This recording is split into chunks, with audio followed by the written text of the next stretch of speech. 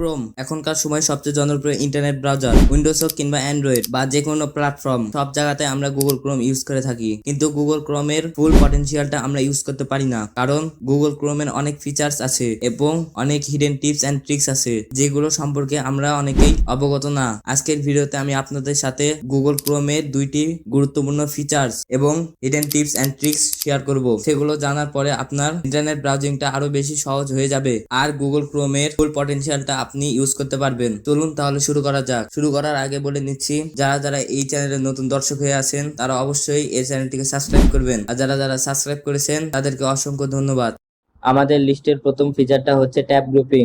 অনেকেই আছে দেখবেন 50-60টা ট্যাব একসাথে ওপেন করে ইন্টারনেট ব্রাউজ করে, তখন ট্যাবগুলো দেখতে অনেক বেশি ছোট হয়ে যায়। ট্যাব সুইচ করতে গিয়ে ভুল করে ক্রসে প্রেস লেগে ট্যাব ক্লোজ হয়ে যায়, আবার দেখতেও খুব একটা ভালো লাগে না। ট্যাব খুঁজে পেতে অনেক কষ্ট হয়। এরকম পরিস্থিতিতে পড়লে আপনি চাইলে ট্যাবগুলোকে আলাদা আলাদা ভাবে গ্রুপ করে নিতে পারেন। ফর এক্সাম্পল, আপনি যদি সোশ্যাল মিডিয়ার 5টা ট্যাব ওপেন করেন, তাহলে এই 5টা ট্যাবকে একসাথে সোশ্যাল মিডিয়া নামে একটা গ্রুপে নিয়ে আসতে পারেন। এতে করে আপনার ট্যাব এর পরিমাণ কমে যাবে এবং আপনি খুব সহজেই অ্যাক্সেস নিতে পারেন।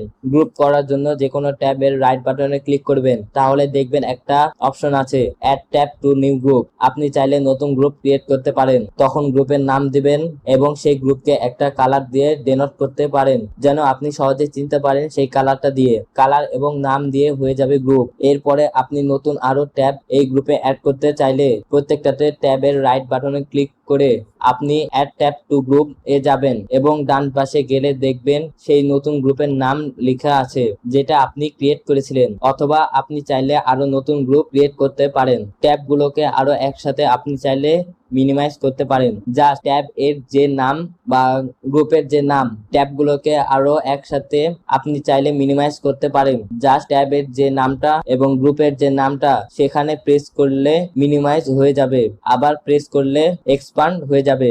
আপনি চাইলে এই গ্রুপের সবগুলোকে আলাদাভাবে নতুন উইন্ডোতে নিয়ে আসতে পারবেন, আবার সেটাকে প্রিভিয়াস উইন্ডোতেও নিয়ে আসতে পারবেন। সো গ্রুপিংটা অনেক বেশি ইউজফুল বা অনেক বেশি টাইম সেভিং। আই হোপ আজকে থেকেই এই ফিচারটা ইউজ করবেন।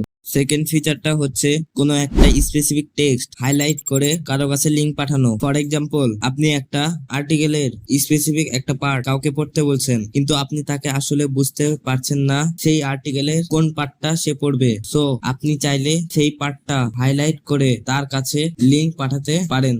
সেটা করার জন্য সেই আর্টিকেলের স্পেসিফিক পার্টটা মার্ক করবেন। মার্ক করার পরে রাইট বাটনে ক্লিক করে কপি লিংক টু হাইলাইট নামে একটা অপশন আছে, সেখানে প্রেস করবেন। তাহলে একটা নতুন লিংক ক্লিকবোর্ডে কপি হয়ে যাবে। এবার যে কোনো জায়গায় পেস্ট করে আপনি লিংকটা পাঠাতে পারবেন এবং যে রিসিভার সে যখনই লিংকটা ওপেন করবে তখন স্পেসিফিক যে টেক্সটটা পড়তে বলেছেন সেটা হাইলাইটেড থাকবে। আজকের ভিডিওটি এই পর্যন্তই। ভিডিওটি ভালো লাগলে চ্যানেলটি সাবস্ক্রাইব করতে ভুলবেন না, আর যারা যারা এই চ্যানেলটি সাবস্ক্রাইব করেছেন তাদেরকে অসংখ্য ধন্যবাদ। তাহলে দেখা হচ্ছে অন্য কোনো ভিডিওতে।